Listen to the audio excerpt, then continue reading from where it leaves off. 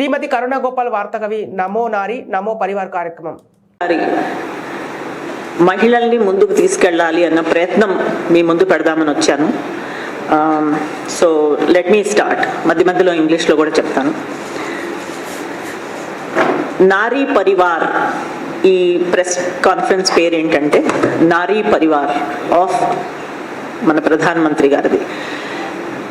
మనం కొద్ది రోజుల క్రితం చూసాము, ఆపోజిషన్ లీడర్స్ అందరూ మీ ఫ్యామిలీ ఎక్కడా అని మన ప్రధానమంత్రిని నిలదీసి అడుగుతున్నారు.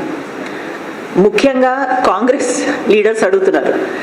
సో వారికి మేము చెప్పవలసింది, మన మోడీ గారే చెప్పారు, మేము కూడా చెప్పవలసింది ఏంటంటే the entire population of the country, అంటే మన 1.4 billion people are his family members. అందులో ఒక 70 కోట్ల మంది మహిళలు ఉన్నారు. వాళ్ళు నారీ పరివార్, అంటే ఆయనకి female members of his family, మన మోడీ గారికి. అది మనం ఇప్పుడు చెప్తున్న విషయం కాదండి. అది మీకు ఒకటి గుర్తు చేయాలనుకుంటున్నాను. డిమానిటైజేషన్ టైంలో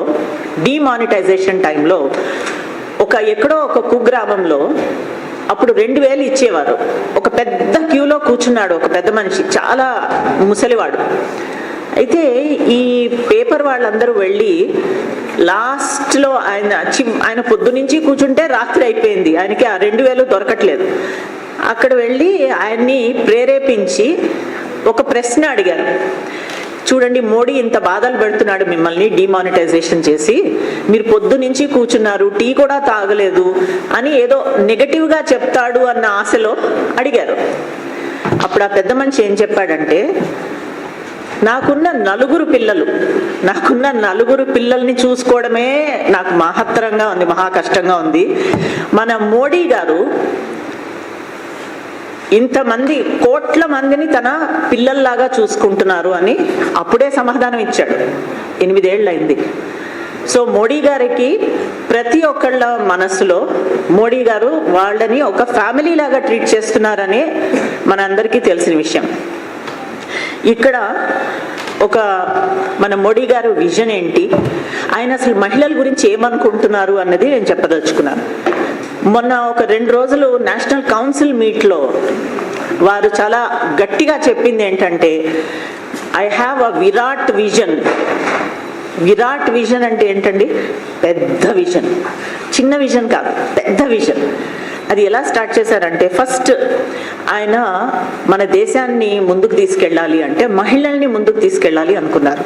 సో విమెన్ డెవలప్మెంట్ కాదు, విమెన్ లెడ్ డెవలప్మెంట్. అంటే దానికి తేడా ఏంటి? విమెన్ లెడ్ డెవలప్మెంట్ అంటే విమెనే ఒక డ్రైవింగ్ సీట్లో కూర్చుని దేశాన్ని ముందుకు తీసుకెళ్తున్నట్టు ఆయన మనసులో అది ఉంది. ఇంకొక విజన్, డ్రీమ్ ఉంది ఆయనకి. అదేం డ్రీమ్ అంటే రూరల్ విమెన్ని లక్షాధిపతుల్ని చేద్దాము అని. అందుకనే కొత్తగా ఒక స్కీమ్ కూడా పెట్టారు, లక్పతి దీది అని.